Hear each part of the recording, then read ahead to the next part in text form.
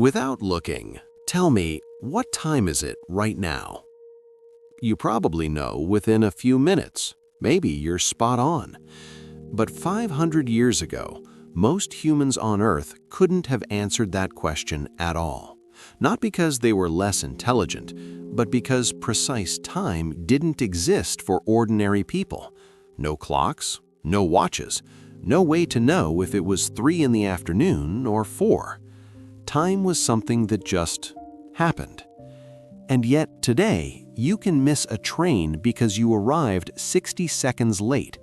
Your phone's GPS only works because satellites overhead are running atomic clocks accurate to 1 second every 300 million years. Stock trades execute in millionths of a second. The entire modern world runs on a precision that would have seemed like magic to anyone before 1800. So what happened? How did we go from sometime around midday to measuring time in billionths of a second? Tonight, you're going to discover the answer. We're going on a journey through humanity's strangest and most important invention. Not the calendar, not the year, but something even more fundamental. The hour, the minute, the second. The invisible structure that now controls almost everything about how you live. You'll meet ancient Egyptians who measured time with dripping water, Chinese inventors who could tell time by smell, medieval monks whose obsessive bell ringing accidentally created the modern hour, a stubborn carpenter's son who spent 43 years building a clock because thousands of sailors were dying. And you'll learn about the bizarre chaos that happened when the world tried to agree on something as simple as what time it is. This isn't just history. It's the story of how humans learned to cage something that can't be caught, how we turned the flowing river of time into something we could measure, slice into pieces, and ultimately use to reshape civilization itself. By the end of tonight, you'll never look at a clock the same way again. So settle in, get comfortable, and let's answer the most basic question. How do you measure something that never stops moving? Imagine you're in ancient Egypt around 1500 BCE. You're a priest in the Temple of Karnak, and you have an important job. You need to wake up at exactly the right time during the night to perform a ritual. No streetlights, no alarm clocks, not even a rooster to rely on. How do you know when to wake up? The answer sits before you. A stone vessel shaped like a large flower pot with 12 columns of marks carved inside. It's filled with water, and at the bottom there's a tiny hole. Water drips out at a steady rate. As the water level drops past each mark, another hour of the night has passed. This is a clepsydra, a water clock, and it's one of humanity's earliest attempts to measure time without looking at the sky. The oldest surviving water clock dates to the reign of Pharaoh Amenhotep III around 1400 BCE, though the technology is probably much older. The tomb inscription of a court official named Amenemhet from the 16th century BCE identifies him as the inventor of the water clock, though whether he truly invented it or just improved it, we'll never know. The Egyptian clepsydra is beautifully simple. Water flows out through a small hole at a nearly constant rate. Inside the vessel, 12 columns of marks correspond to the 12 months of the year. Why 12 columns? Because the length of night varies with the seasons. Summer nights are shorter, so the marks are closer together. Winter nights are longer, so the marks are farther apart. This created a fascinating system of temporal hours, hours that changed length depending on the time of year. An hour of summer darkness was shorter than an hour of winter darkness. To us, this seems strange. We expect an hour to always be 60 minutes. But to the Egyptians, it made perfect sense. They were dividing the available darkness into 12 equal parts, regardless of how long the darkness lasted. Water clocks spread throughout the ancient world. The Greeks adopted them and gave them the name clepsydra, which literally means water thief, because the water steals away, and with it, time. Around 325 BCE, the Greeks began installing water clocks in public spaces. This was crucial for their legal system. In Athenian courts, speakers were given a limited time to make their case. A water clock timed their speeches. When the water ran out, you stopped talking.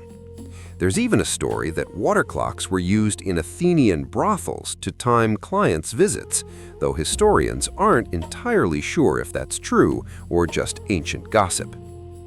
But the real innovation came from a brilliant engineer named Ctesibius, working in Alexandria around 270 BCE. Ctesibius understood the fundamental problem with simple water clocks. As the water level drops, the pressure decreases, which changes the flow rate. Water comes out faster when the vessel is full and slower when it's nearly empty. This makes the timing inaccurate. So Ctesibius invented the first feedback system, possibly the first automatic regulating mechanism in history. His design used multiple chambers. A large reservoir kept one chamber constantly full, maintaining steady pressure. Water flowed from that chamber at a constant rate into a measuring chamber with a float. As the float rose, it moved a pointer against a scale, showing the hours. Ctesibius's clock was so accurate, it remained the most precise timekeeping device until the invention of the pendulum clock in the 17th century. That's nearly 2,000 years of dominance. The Greeks and Romans made water clocks increasingly elaborate. The Tower of the Winds, built in Athens in the 1st century BCE, contained an enormous water clock alongside sundials. It stood as a public time-telling center. You'd go there to know what time it was. By the time of the Roman Empire, water clocks weren't just telling time, they were performing. Roman water clocks rang bells. They opened doors to reveal figurines. They moved pointers around astronomical dials showing the positions of planets and stars. They were as much entertainment as timekeeping, precursors to the elaborate mechanical clocks that would come centuries later. In China, water clock technology evolved differently, but spectacularly. By 725 CE, Chinese engineers had invented an escapement mechanism, a device that releases energy in controlled, regular intervals. This is the fundamental technology that makes mechanical clocks possible. In 1088 CE, a Chinese astronomer named Su Sung built a clock tower over 30 feet tall, driven by water, containing an automatically rotating celestial globe and 5 panels of doors that opened at different hours to reveal figures that rang bells and gongs. It was a marvel of engineering, combining timekeeping with astronomy and theatrical display. But water clocks had limitations. Water freezes in cold weather. It evaporates in hot weather. Temperature changes affect flow rates. In 976 CE, the Chinese engineer Zhang Sixun solved the freezing problem by using mercury instead of water. Mercury stays liquid down to minus 38 degrees Celsius. Still, people needed alternatives, especially in regions where water management was difficult. Enter the incense clock. Imagine being able to tell time by smell. That was reality in China and Japan from around the 6th century CE onward. Incense clocks were ingenious. You'd take a brass or stone disc with intricate grooves carved into it, patterns like mazes or labyrinths. You'd fill these grooves with powdered incense calibrated to burn at a known rate. Light one end and the ember would slowly work its way through the pattern, taking hours or even days to burn completely. The longer the path, the longer the clock would run. Some incense clocks burned for 12 hours, others burned for a full month. To mark specific times, you could place different scented materials along the path. When the smell changed from sandalwood to aloes wood, you'd know a certain amount of time had passed. You could tell time with your nose. For alarms, people would place small metal balls or weights along the incense trail. When the ember reached them, they'd drop onto a metal plate below with a loud clang, an incense alarm clock. In Japan, incense clocks became an art form. They were used not just for timekeeping, but as part of kodo, the way of fragrance, a ceremonial practice of appreciating incense. Wealthy merchants and samurai would use incense clocks to time poetry readings, tea ceremonies, and meditation sessions. There were even professional timekeepers whose job was to calibrate incense sticks and mark them with lines to denote specific time periods, then sell them to the public. This was their side income on top of their official city duties. Europe developed its own fire-based clocks, candle clocks. A candle marked with lines burned at a roughly predictable rate. As it melted past each mark, an hour had passed. King Alfred the Great of England around 900 CE famously used candle clocks that were 12 inches long with 12 markings, each burning for 4 hours. For alarms, people would stick pins or nails into the candle at specific heights. When the wax melted to that level, the pin would fall out and clatter onto a metal tray below with a loud clang, an incense alarm clock. All of these methods, water, incense, candles, oil, share something in common. They measure time through consumption. Time is literally burning away, dripping away, evaporating away. You can see it disappearing. There's something both beautiful and unsettling about that. These clocks don't just tell time, they show you time dying, moment by moment, irretrievably. But all these devices had a fundamental limitation. They required constant human attention. Someone had to refill the water. Someone had to light new incense or candles. They couldn't run indefinitely on their own. That would change in medieval Europe when the mechanical clock was born. Let's travel to a monastery in England around the year 1150. It's the middle of the night, perhaps 2:30 a.m., and you're a monk sound asleep in your cold stone cell. Suddenly, a bell rings. You must get up, dress, and gather with your brothers in the chapel for vigils, the first prayer service of the day.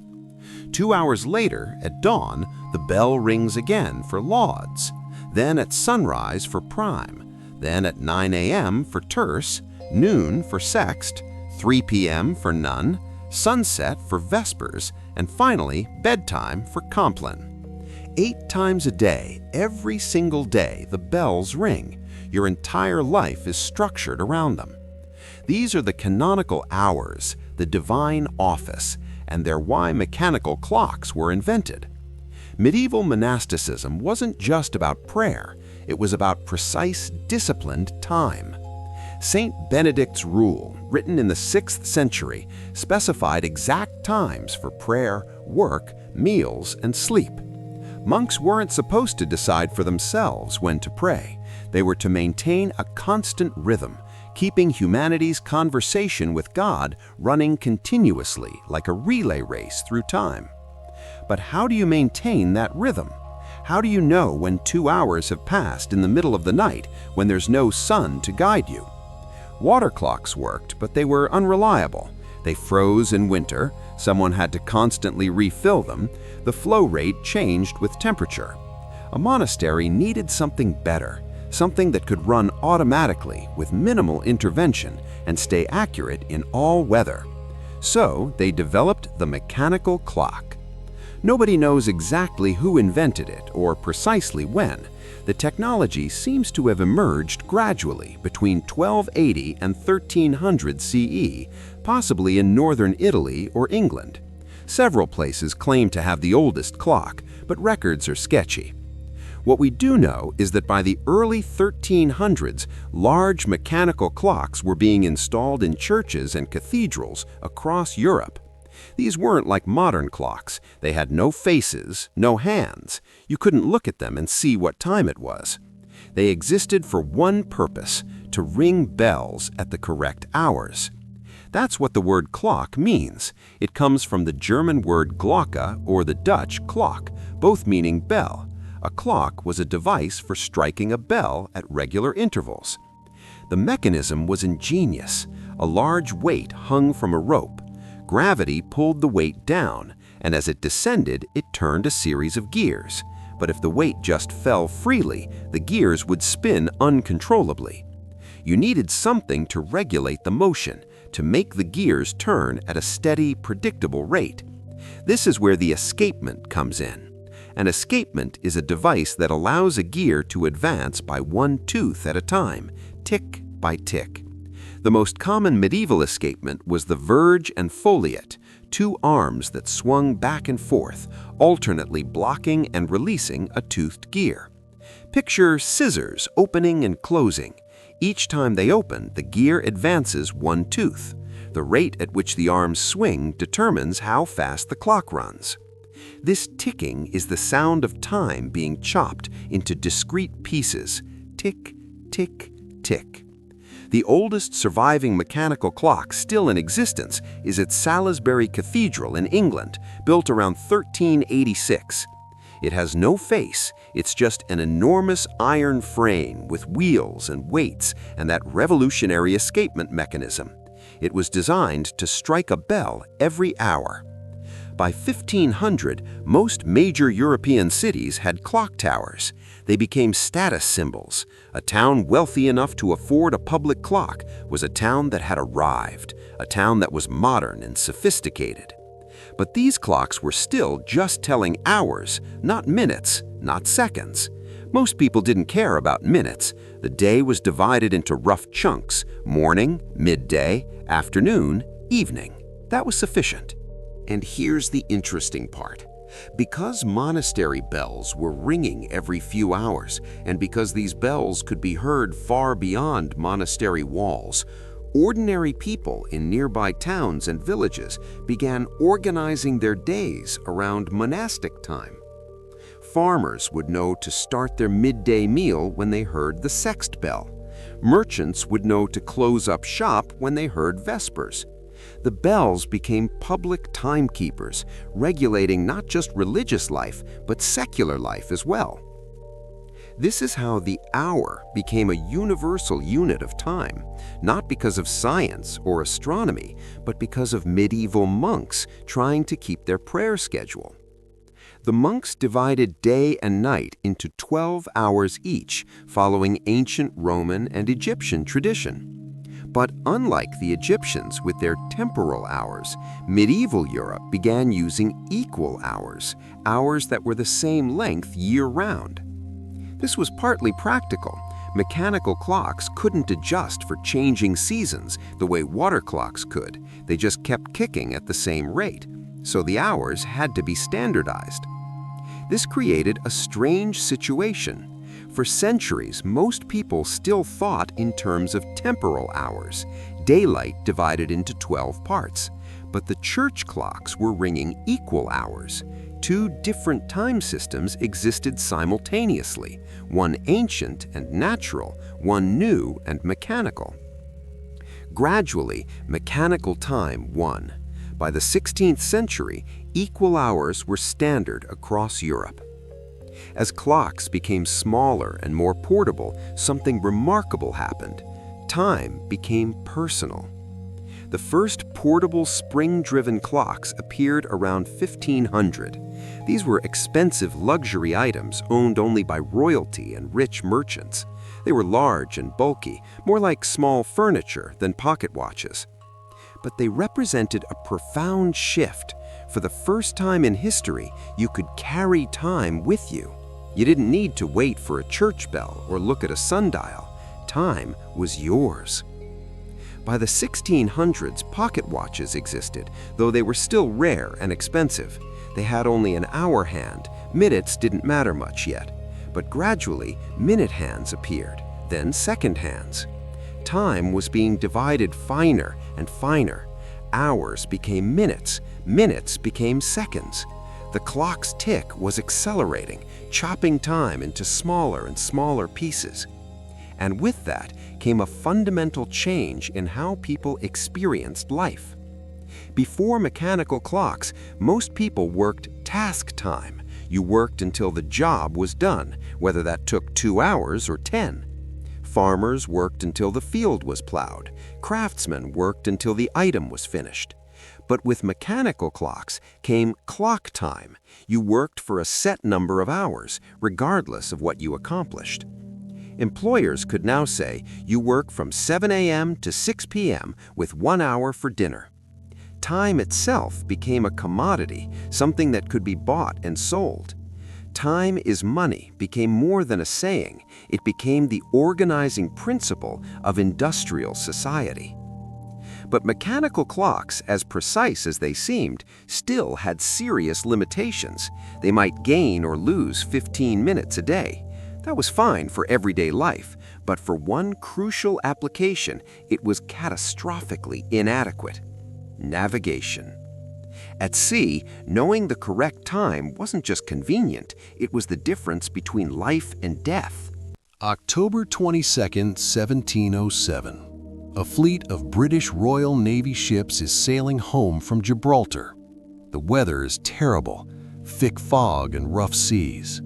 The fleet's admiral, Sir Cloudesley Shovel, believes they're safely west of the dangerous Scilly Isles off the coast of Cornwall. He's wrong. In the darkness and fog, the ships smash into rocks. 4 ships sink. Nearly 2,000 sailors drown. Admiral Shovel is found alive on a beach, only to be murdered by a local woman who steals his rings. This disaster, one of the worst in naval history, happened because of a navigation error. The fleet thought they were in one place when they were actually somewhere else entirely. The problem? They didn't know their longitude. Understanding this requires understanding a bit of basic geography. The Earth is divided by imaginary lines. Latitude lines run parallel to the equator, measuring how far north or south you are. Longitude lines run from pole to pole, measuring how far east or west you are. Determining latitude at sea is straightforward.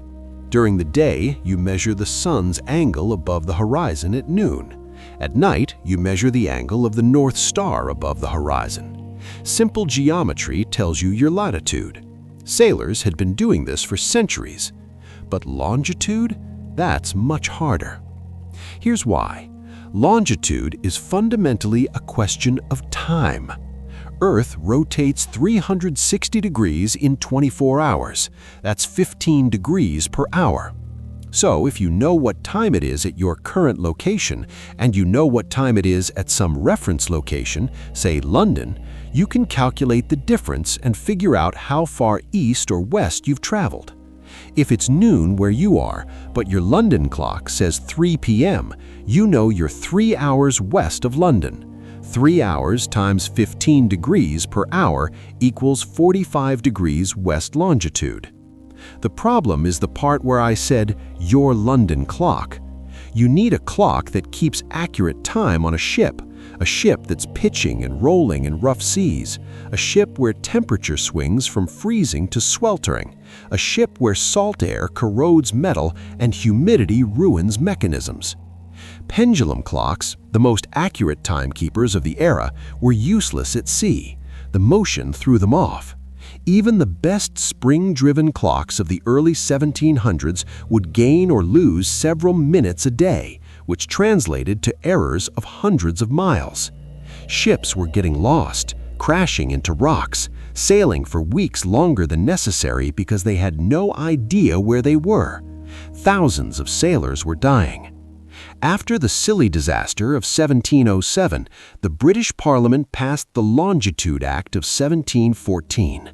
They offered a prize of £20,000, equivalent to several million pounds today, to anyone who could solve the longitude problem.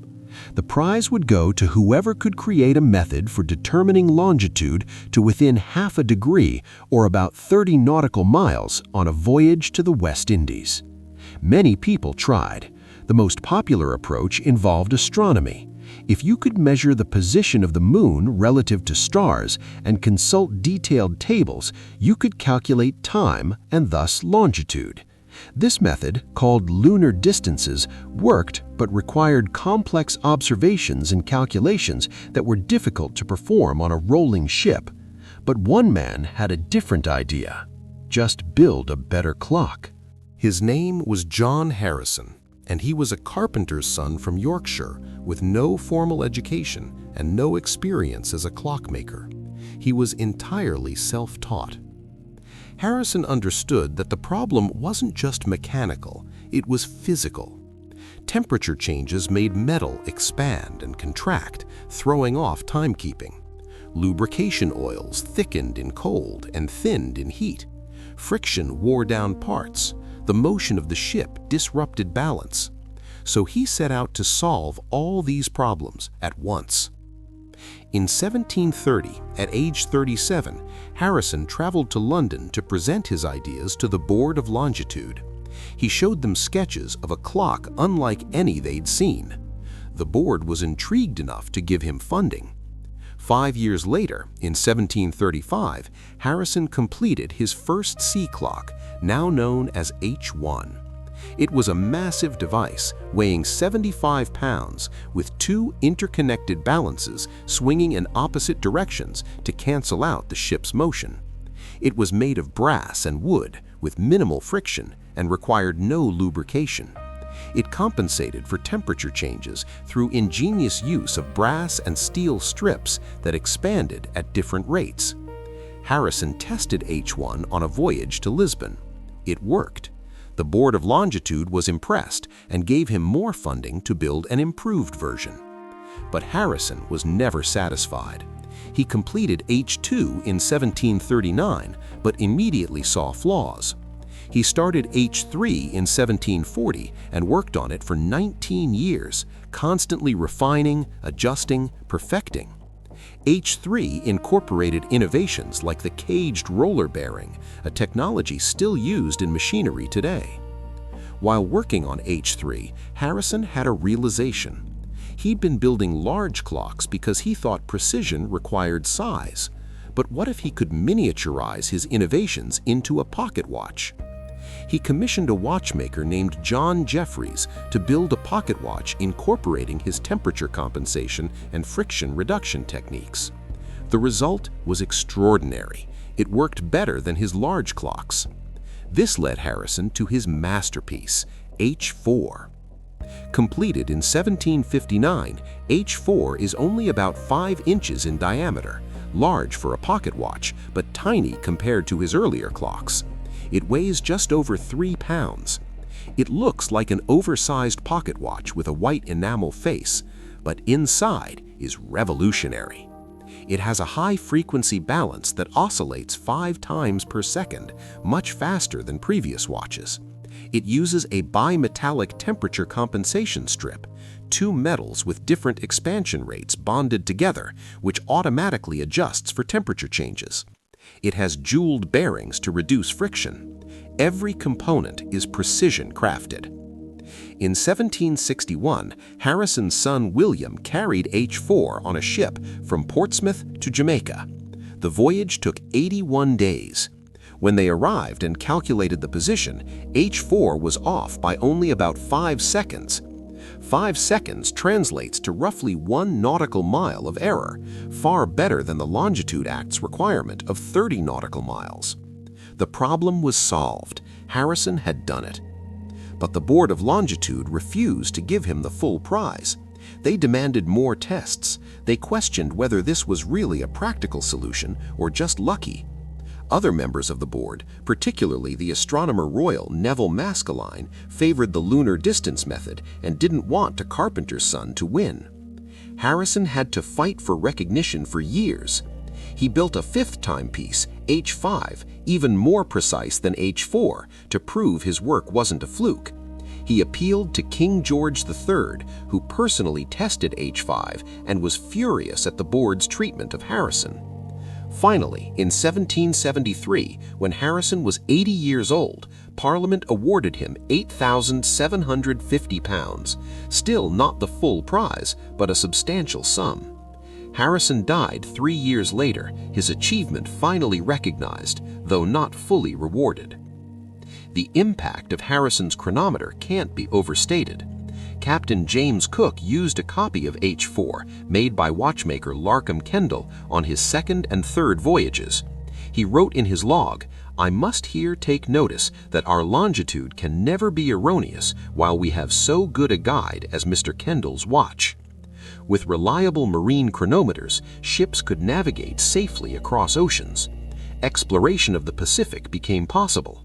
Global trade expanded. Colonial empires grew. Accurate maps could finally be made. The entire world was suddenly navigable, and it was all because one stubborn man spent 43 years making time portable and precise. By the early 1800s, marine chronometers were standard equipment on ships. They weren't cheap. A good chronometer cost about a year's wages for a captain, but they were essential. Insurance companies began requiring them. No one would voyage across oceans without one. John Harrison gave humanity the ability to know where it was on the globe. He made time a navigational tool, and in doing so, he changed history. But while chronometers solved the problem of knowing time at sea, a new problem was emerging on land, a problem created by something that seemed like progress: trains. Let's jump forward to 1840s England. You're standing in a railway station in London, about to catch a train to Bristol, about 120 miles west. You check your pocket watch, it's noon. But what time is it in Bristol? If you answer noon, you're wrong. In Bristol, it's 11:50 a.m. Bristol's local solar time is 10 minutes behind London's because the sun reaches its highest point 10 minutes later there.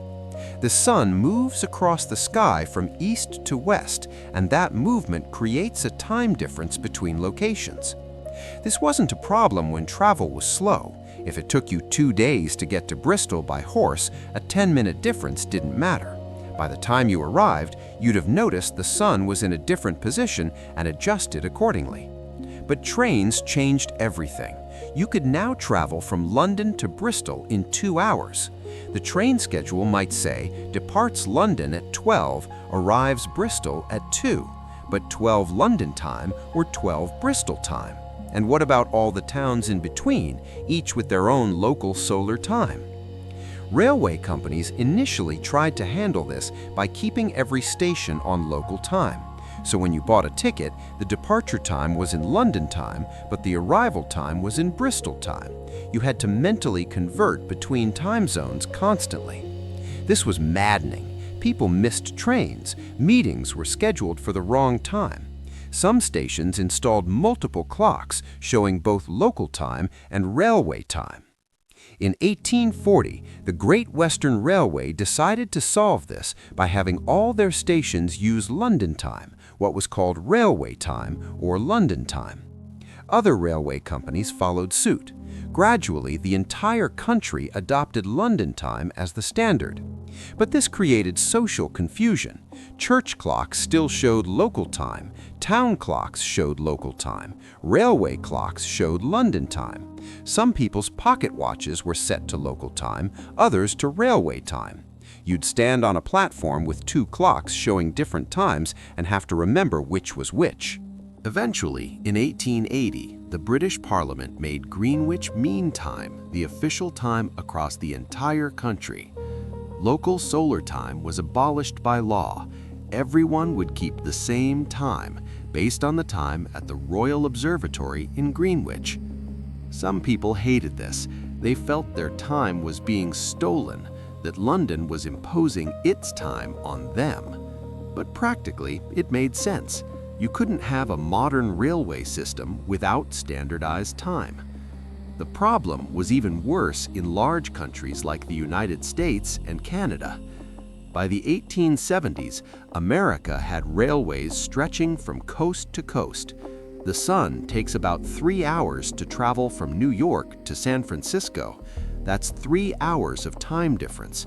But in between those cities were dozens of towns and cities, each keeping their own local time. Railway companies tried to create their own time standards. If you were in Pittsburgh catching a train, there might be 6 different clocks at the station, each showing the time for a different railway company's schedule. To catch your train, you needed to know not just what time it departed, but whose time it departed on. A train from Philadelphia would arrive on Philadelphia time. A train from Columbus would arrive on Columbus time. The same physical moment could be 4 different times depending on which clock you looked at. In 1963, Time magazine, ironically named, called this situation a chaos of clocks, and that's not an exaggeration. In the state of Iowa alone, there were 23 different pairs of start and end times for when towns would switch between time standards. The twin cities of Minneapolis and St. Paul, separated by a river, kept different times. If you took a 35-mile bus ride from Steubenville, Ohio to Moundsville, West Virginia, you'd pass through 7 different time changes, 7 times in 35 miles. This wasn't sustainable. Railroad companies, led by a group called the Committee for Time Uniformity, lobbied for standardization. In 1883, the American railway companies simply did it themselves. Without waiting for government approval, they divided the country into 4 time zones: Eastern, Central, Mountain, and Pacific. Within each zone, all clocks would be synchronized. Between zones, time would shift by exactly 1 hour. On Sunday, November 18, 1883, at exactly noon Eastern Time, railway stations across America reset their clocks to match the new system. Some called it the Day of 2 Noons because some stations reset their clocks backwards, so noon occurred twice. The system worked so well that most cities and towns adopted it immediately, even though it wasn't actually law. It wouldn't become official U.S. law until the Standard Time Act of 1918. In 1884, an international conference met in Washington, D.C. to establish global time standards. Delegates from 25 countries agreed to divide the world into 24 time zones, each covering 15 degrees of longitude, each one 1 hour apart. The prime meridian, 0 degrees longitude, would run through Greenwich, England, making Greenwich Mean Time the reference point for the world. Why Greenwich? Partly because of Britain's naval dominance. Most ships already used Greenwich as their reference for navigation. Partly political horse trading. France initially opposed it, preferring Paris as the prime meridian, but eventually agreed in exchange for Britain adopting the metric system for certain purposes, which Britain mostly didn't follow through on. The time zone system was a revolution, but like all revolutions, it was messy. Time zones don't follow longitude lines precisely. They zigzag around political boundaries. Countries can choose which zone they want to be in. China, which geographically spans 5 time zones, uses only 1 time zone for the entire country, Beijing time. This means in far western China, noon occurs when the sun is nowhere near its highest point. It's a political decision, prioritizing unity over solar accuracy. Some time zones split countries oddly. Parts of western China are in the same time zone as all of China, officially, but locals often use an unofficial Xinjiang time that's 2 hours behind. The international dateline zigzags in the Pacific Ocean to keep certain island nations on the same calendar day, even though they're on opposite sides of the 180-degree meridian. And then there's the chaos nobody asked for: daylight saving time. In 1905, a British builder named William Willett was riding his horse through the outskirts of London early one morning. He noticed how many window blinds were still closed, even though the sun had been up for hours. People were sleeping through beautiful morning daylight. This bothered him. Why waste this sunlight? If people just woke up earlier, they'd have more daylight to enjoy. But telling people to wake up earlier doesn't work. People don't change their habits just because you tell them to. So Willett had a different idea. What if you changed the clocks? If you moved every clock forward, people would be forced to wake up earlier without realizing it. Willett proposed advancing clocks by 80 minutes in summer, 20 minutes on each of 4 Sundays in April, then reversing it by 20 minutes on each of 4 Sundays in September, 8 time changes a year. He lobbied Parliament for years. They laughed at him. The proposal was ridiculous, impractical, unnecessary. Why mess with time? If people want more evening daylight, they can just wake up earlier. Willett died in 1915, his idea still rejected. Then World War I started and everything changed. Germany, desperate to conserve coal for the war effort, decided that if people had more evening daylight, they'd use less artificial lighting. On April 30th, 1916, Germany and Austria-Hungary became the first countries to implement daylight saving time, advancing clocks by 1 hour. Within weeks, Britain followed, then France, then most of Europe, then in 1918, the United States. It wasn't about enjoying sunlight anymore. It was about saving energy for the war.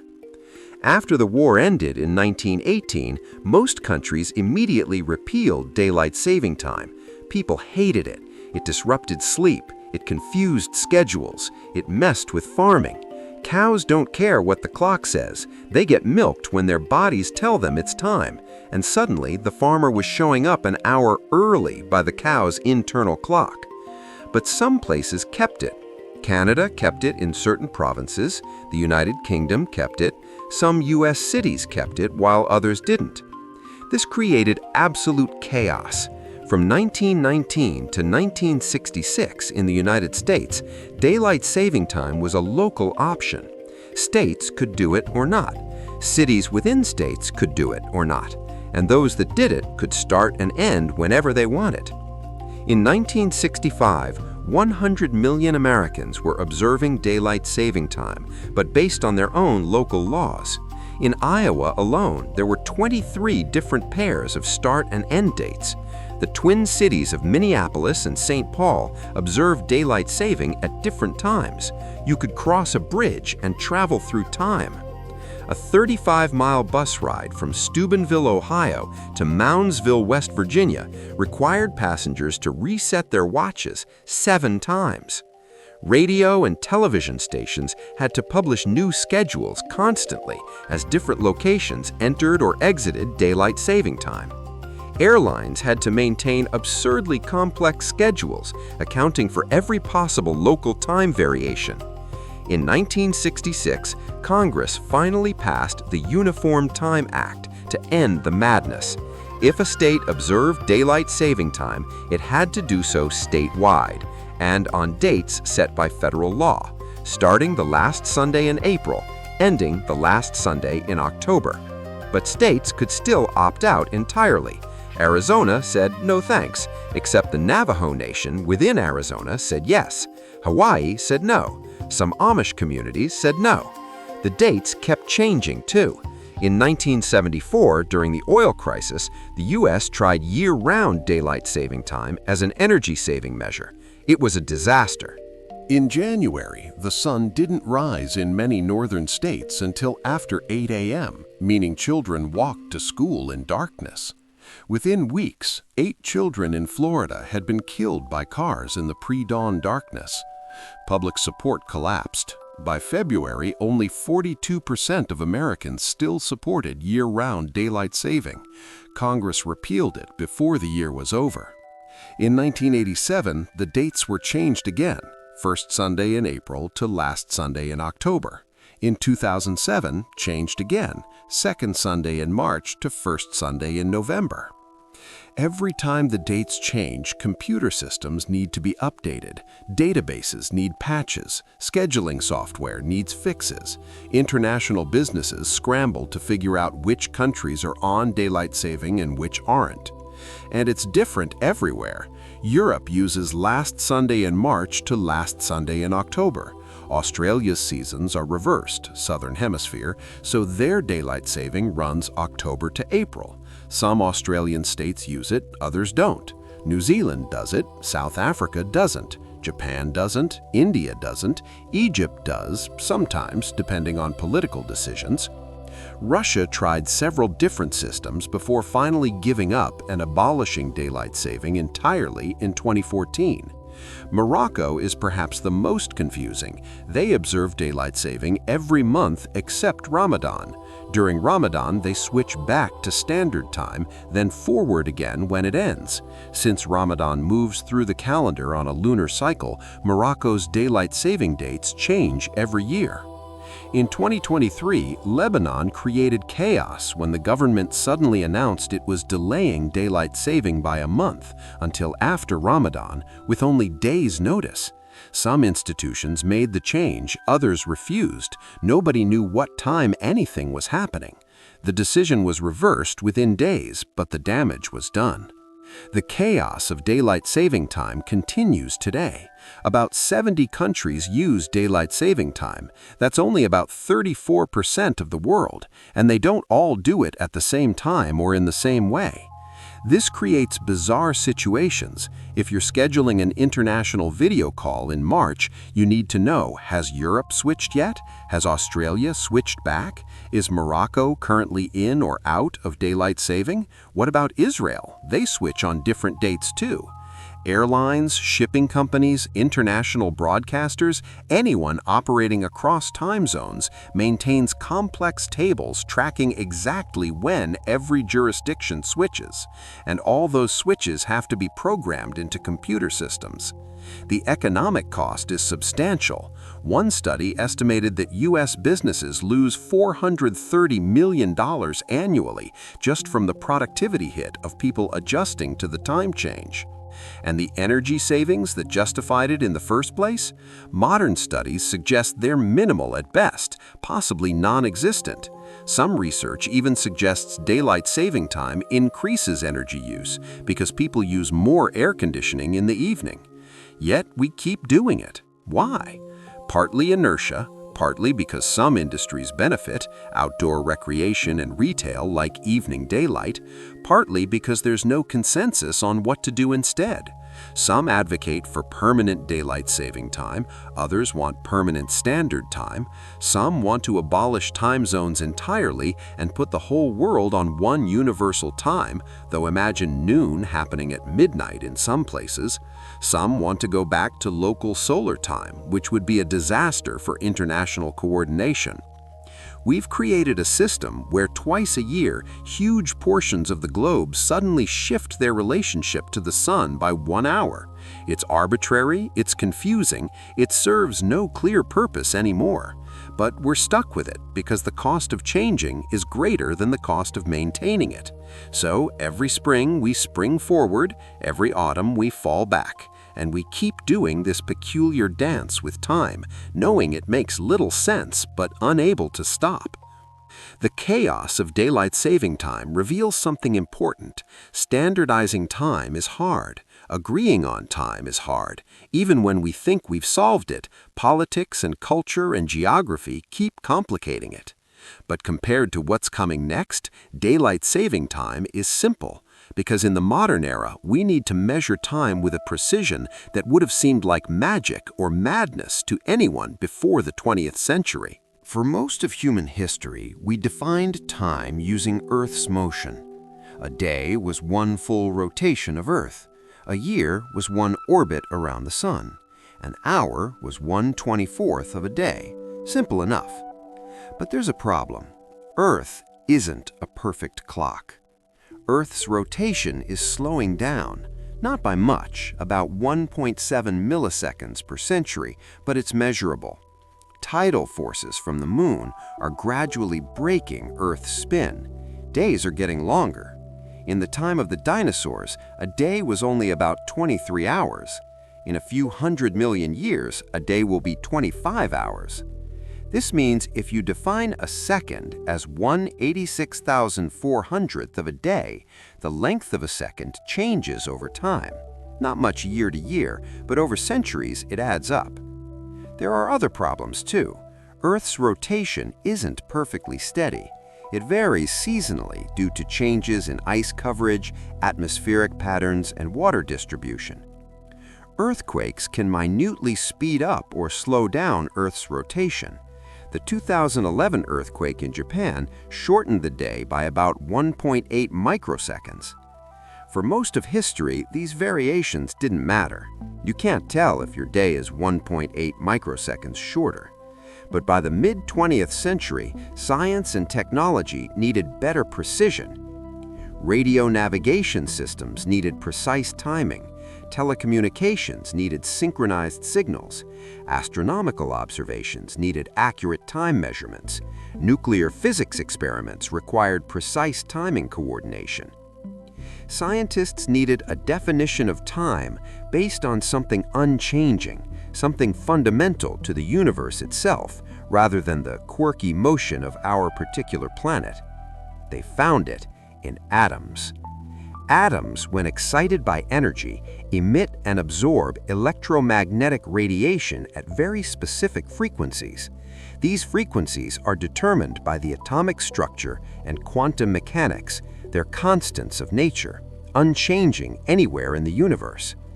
In the 1940s and 1950s, physicists realized you could use these atomic frequencies as the basis for a clock. The atomic transition would tick at a constant rate, far more stable than Earth's rotation.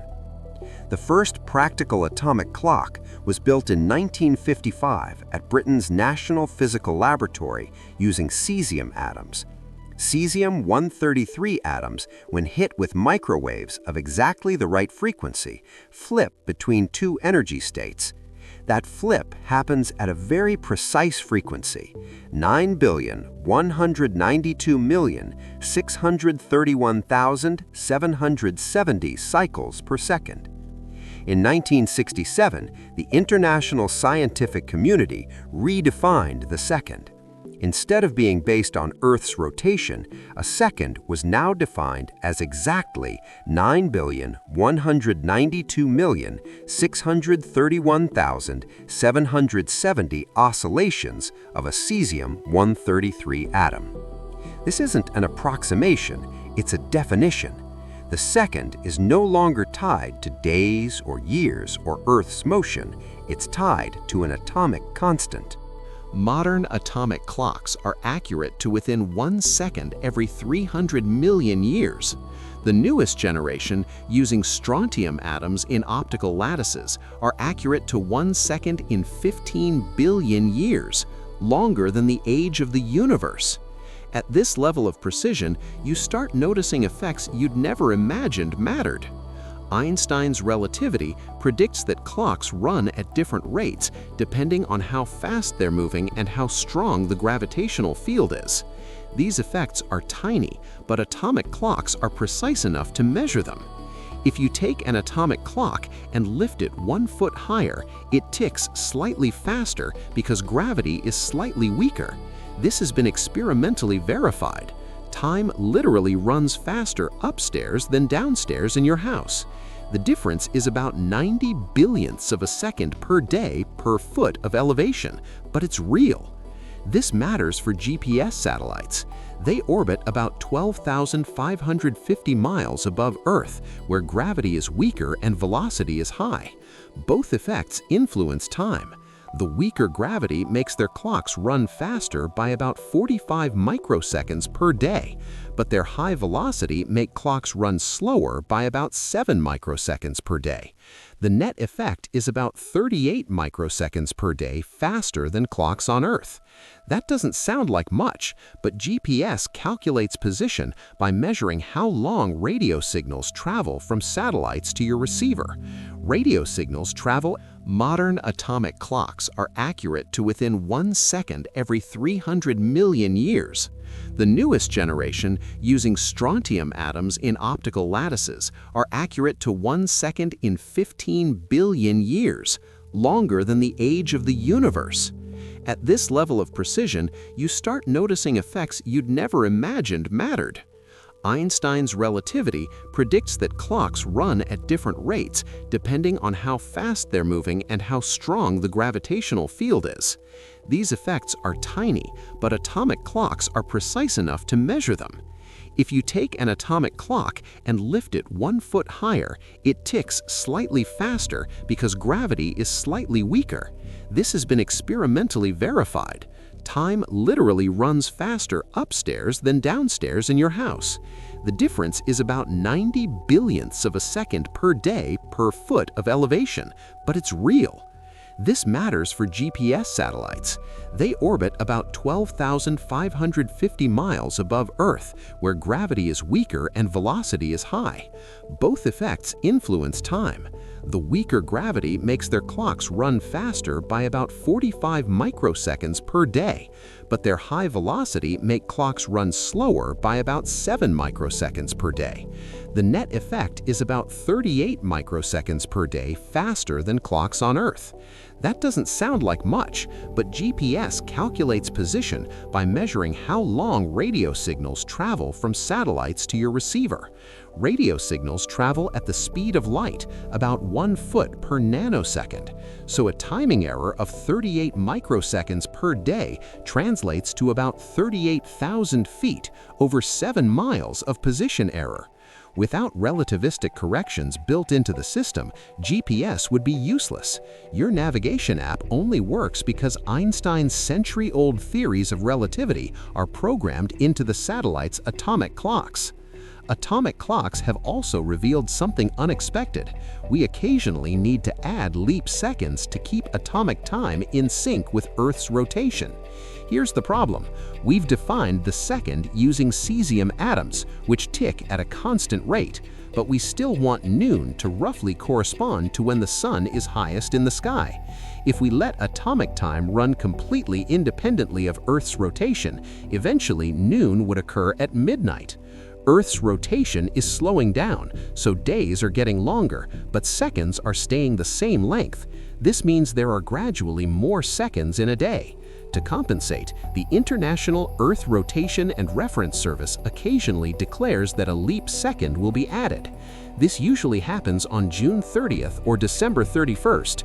Clocks go 23:59:59, 23:59:60, 00:00:00. An extra second is inserted. This drives computer programmers crazy. Computer systems generally don't expect 60 to be a valid second value. Software crashes, databases corrupt, websites go down. In 2012, a leap second crashed Reddit, Foursquare, Yelp, LinkedIn, and parts of Australia's Qantas airline systems. In 2015, another leap second caused Cloudflare, a major internet infrastructure company, to partially fail. Major tech companies have argued for abolishing leap seconds. Let atomic time and solar time drift apart. If we need to, we can add a whole hour once every few thousand years, which is easier than dealing with random seconds appearing unexpectedly. Others argue this loses the connection between time and human experience. Time should relate to the sun, not just to atomic oscillations. This debate reveals something profound. We've become so good at measuring time that we've disconnected it from human scale.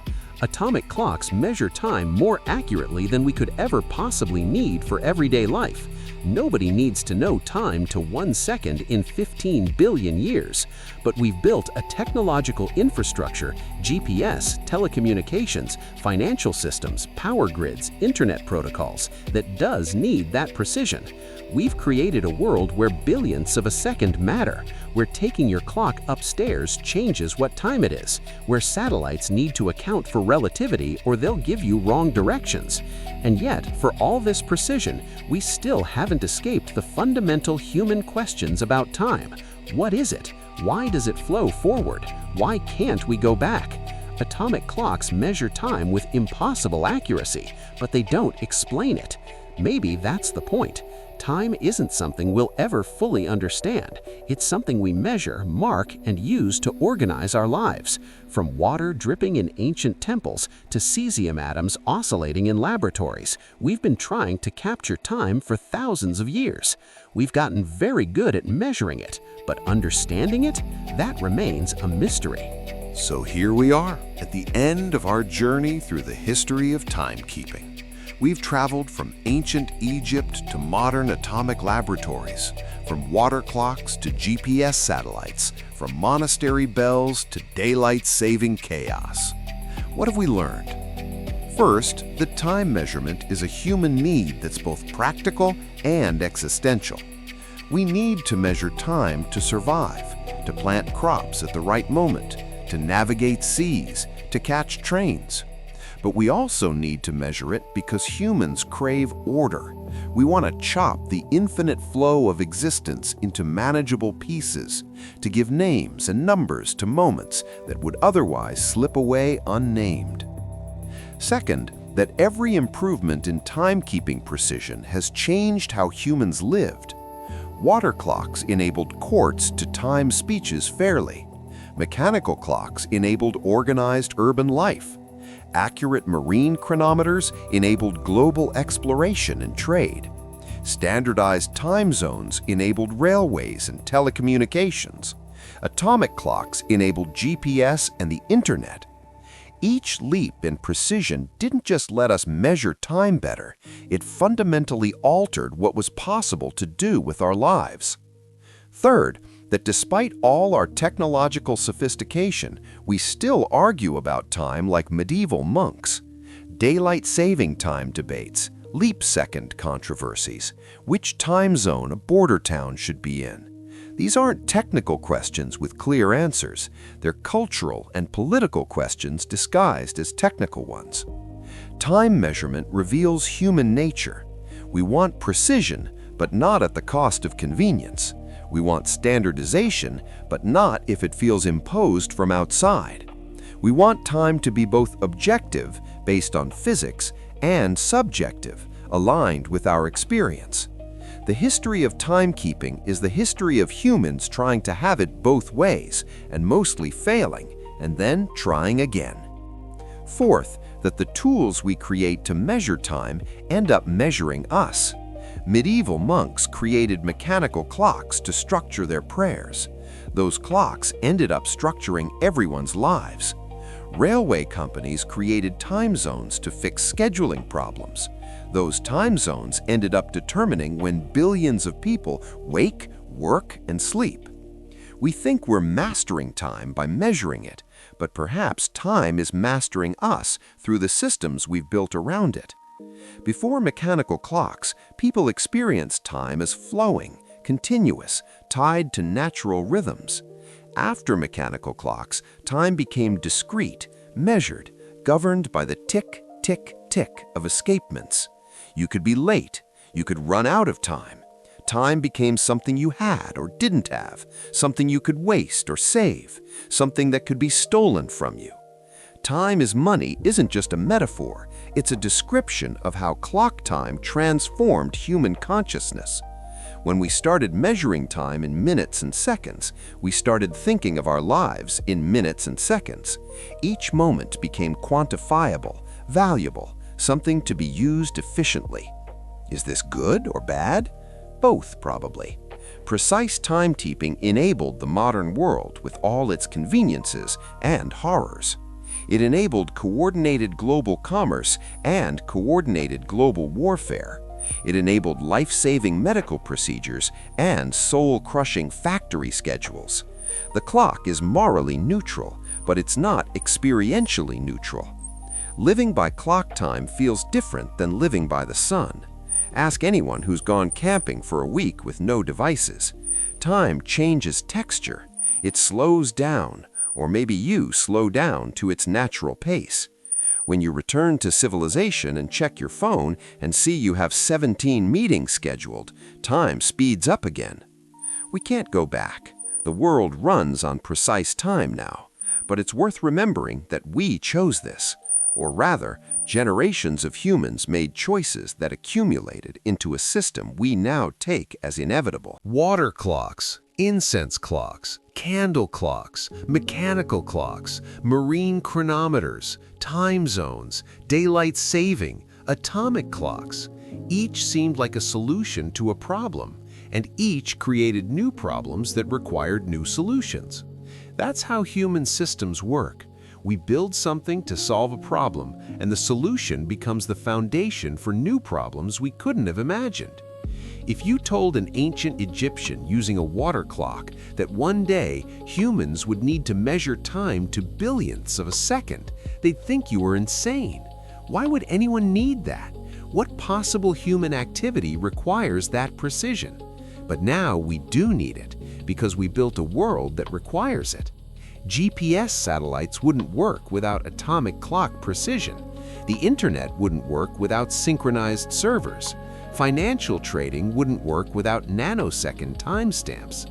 We didn't set out to build a world that required nanosecond precision. We just kept solving problems, and each solution raised the bar for what precision was possible, which enabled new technologies, which required even more precision. Here's the strangest part. For all our incredible precision in measuring time, we still don't really know what time is. Physicists debate whether time is fundamental or emergent, whether it flows or we just perceive it as flowing, whether the past still exists or is gone forever, whether the future is predetermined or open. Philosophers argue about whether time is real or an illusion, whether the present moment is special or arbitrary. We can measure time to 1 second in 15 billion years, but we can't explain why time only moves forward or what makes the present moment now. Maybe that's okay. Maybe time is one of those things that's more useful than understandable, like consciousness or existence itself. We don't need to know what it is to use it. And we have used it brilliantly. The history of timekeeping is a story of human ingenuity, persistence, and the refusal to accept good enough. John Harrison spent 43 years building clocks because existing ones weren't accurate enough. Medieval monks invented mechanical escapements to ensure they prayed at precisely the right hours. Chinese engineers made clocks powered by mercury to solve the freezing problem. These weren't cosmic questions, they were practical problems. How do we know when to pray? How do we navigate at sea? How do we catch trains on time? But solving those practical problems required thousands of years of accumulated knowledge, from ancient Babylon to modern physics.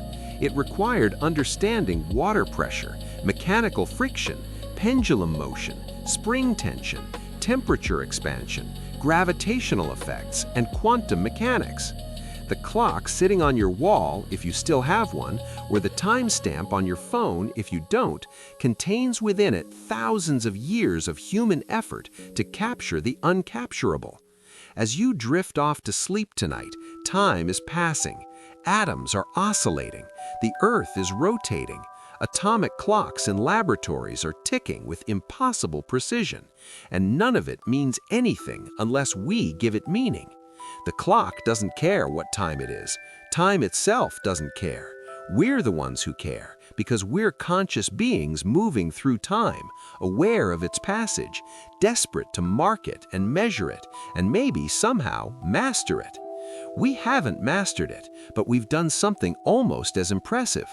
We've learned to dance with it, to create rhythms and patterns, to divide the flow into pieces we can work with, to build a shared temporal framework that lets billions of humans coordinate their actions across a planet. That's no small achievement. From water dripping in Egyptian temples to atoms oscillating in quantum traps, humans have been on a multi-thousand-year quest to answer one simple question: what time is it? We still don't really know, but we can measure it to billionths of a second. Maybe that's enough. Rest now. Let the ticking fade. Let the measurements dissolve. Time will still be here when you wake. It always is. The clocks will keep running. The satellites will keep orbiting. The atomic oscillations will continue their eternal rhythm. And somewhere, in a laboratory, a scientist will be working to measure time even more precisely, solving problems we don't yet know we have, building the future on foundations of the past. That's what humans do. We measure, we count, we divide, we organize, We take the formless flow of existence and give it structure, meaning, order. Time is our greatest invention and our greatest illusion. We made it up, but we can't escape it. It's real because we've made it real, because we've built a civilization around the premise that moments can be marked and measured and managed. And so the story continues. Water flows, incense burns, gears turn, atoms oscillate, and time, whatever it is, keeps moving forward, carrying us with it, measured and unmeasured, understood and mysterious. Sleep well, and when you wake, check the time. Someone, somewhere in history, worked very hard to make sure you could.